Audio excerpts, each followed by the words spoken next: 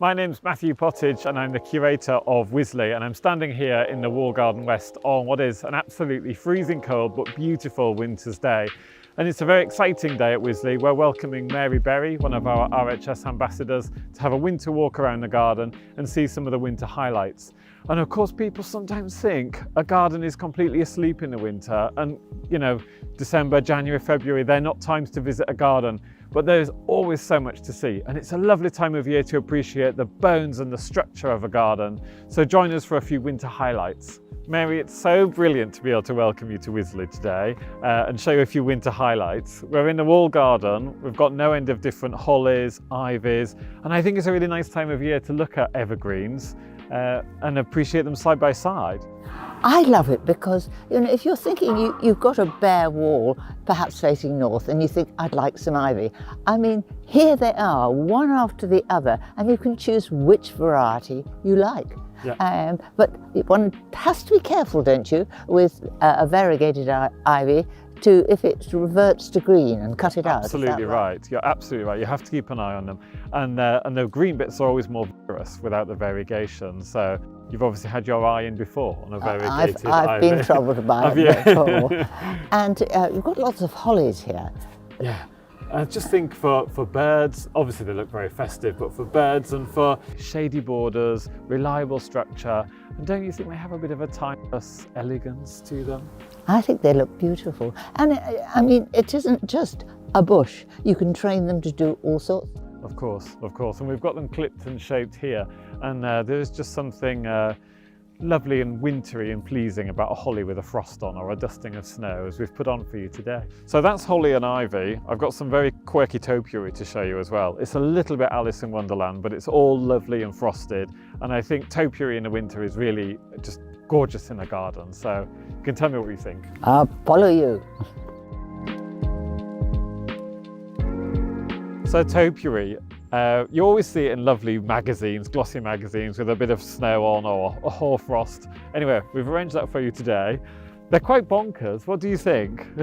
Do you know, I think they're fun. I mean, you could have chosen them all to be pyramids or all to be spirals, yeah. But each one's different and it's fun. And for everybody who works here, gosh, they must be much easier to keep going, only attention once a year or something. Exactly, an annual clip, and they're so fun because, you know, there's just such characters in their own right to manage and maintain. Oh, I think so, and it makes something bold. Yeah. And, you know, you can do it in pairs if you want to, you know, two bold pyramids or spirals or even animals, and you can have fun doing it. Exactly, yeah. Helmingham Hall, they have a topiarized snail by one of the gates to the wall garden, and it's done so well. It's great. It just brings a smile to everyone's face. It doesn't need to be serious.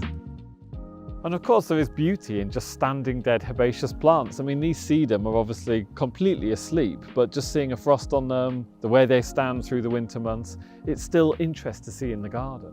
And they look so elegant, don't they? They do. And it's a great place to when you come to Wisley to see all the different plant supports.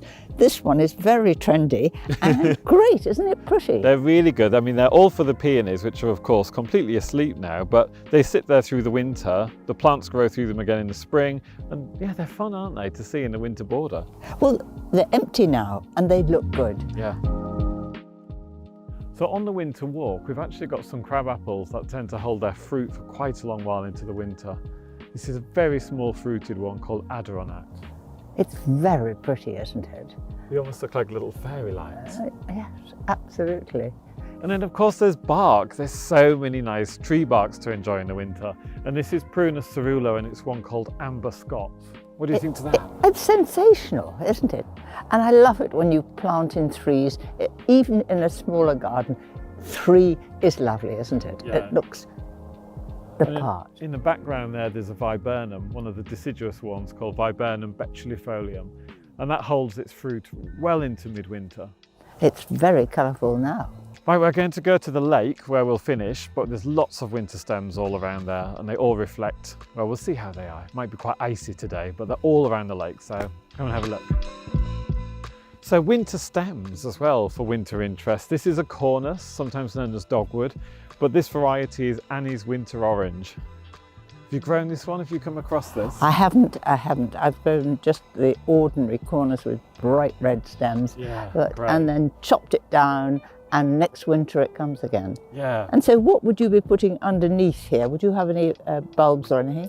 Yeah, so there's crocus under these particular ones, but you could have snowdrops under there, winter aconites, anything to bring that early hit of colour. But you're absolutely right with the hard prune. They need a good hard prune, end of March time, because it's that 1 year growth that gives you that really intense colour.